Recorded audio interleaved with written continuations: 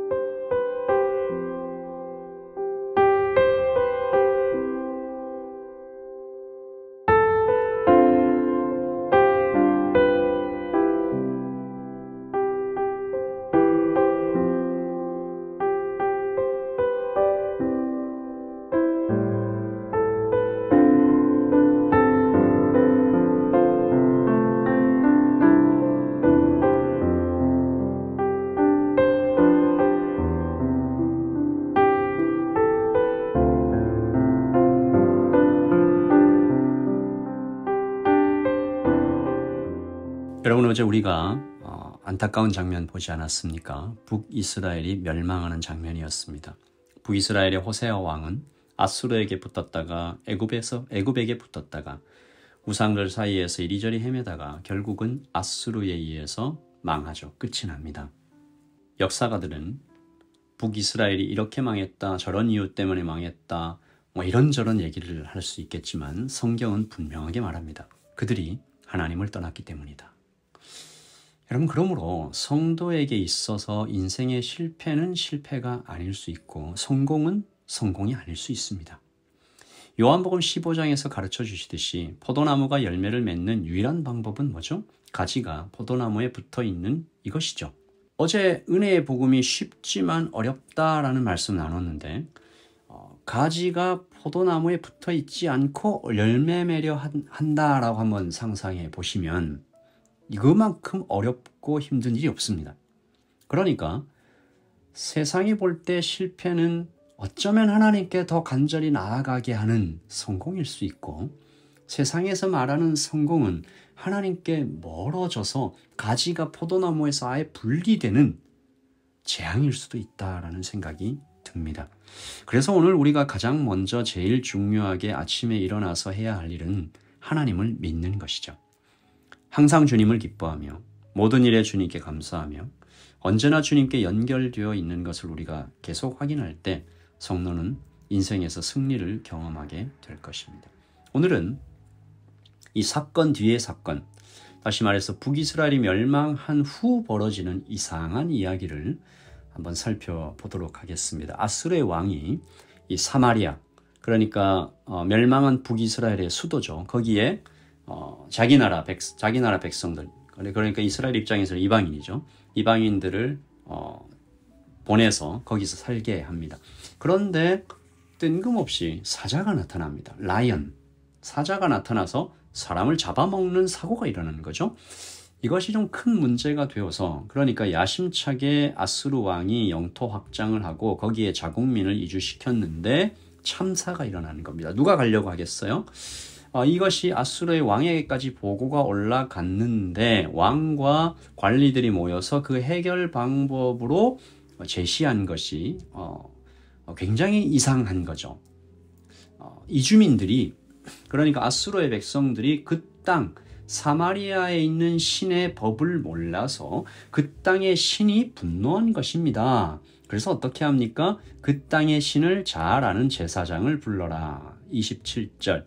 아수르 왕이 명령하여 이르되 너희는 그곳에서 사로잡아 온 제사장 한 사람을 그곳으로 데려가되 그가 그곳에 가서 거주하며 그 땅 신의 법을 무리에게 가르치게 하라 하니, 이에 사마리아에서 사로잡혀 간 제사장 중 한 사람이 와서 베델에 살며 백성에게 어떻게 여호와 경외할지를 가르쳤더라.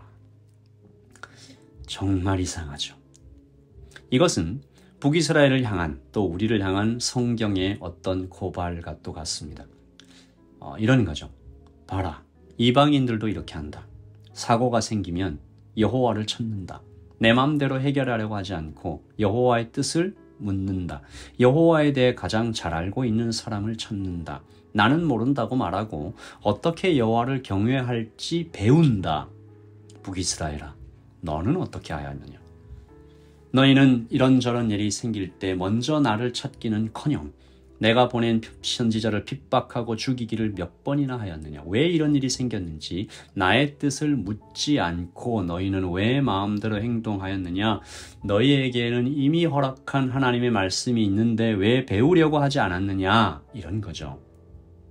여러분, 이것은 살짝 뒤집어 보면 역사를 움직여 가시는 하나님의 섭리이죠. 주일에 섭리는 보전과 협력과 통치가 있다고 했는데 우리가 모르는 어떠한 하나님의 신비로 이 세상을 보존하시는, 이 세상이 움직여갈 수 있도록 햇빛을 주시고 물을 주시고 공기를 주시는 이 하나님께서 통치는 반드시 우리를 어떤 목적지로 데려가시는 결론이죠.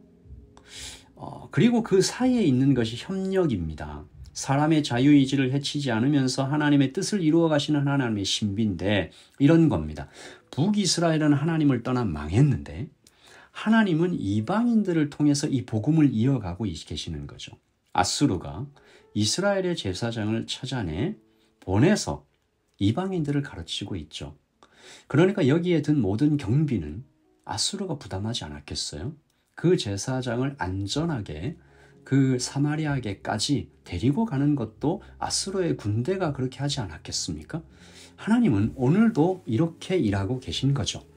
우리가 모르는 아주 신비로운 방법입니다. 하지만 그것을 지켜보고 경험하고 있는 북이스라엘 백성들이 여전히 하나님께 돌아오지 않는 안타까운 모습을 보는 거죠. 이 사람들은 이것도 보고 저것도 보고 수많은 하나님의 기적들을 체험했지만 그들의 딱딱한 심령이 도무지 부드러워지지 않았다라고 성경은 고발하고 있는 것입니다. 33절 이와 같이 그들이 여호와도 경외하고 또한 어디서부터 옮겨왔든지 그 민족의 풍속대로 자기의 신들도 섬겼더라. 이 여러 민족이 여호와를 경외하고 또 아로 새긴 우상을 섬기니 그들의 자자손손이 그들의 조상들이 행하던 대로 그들도 오늘까지 행하니라.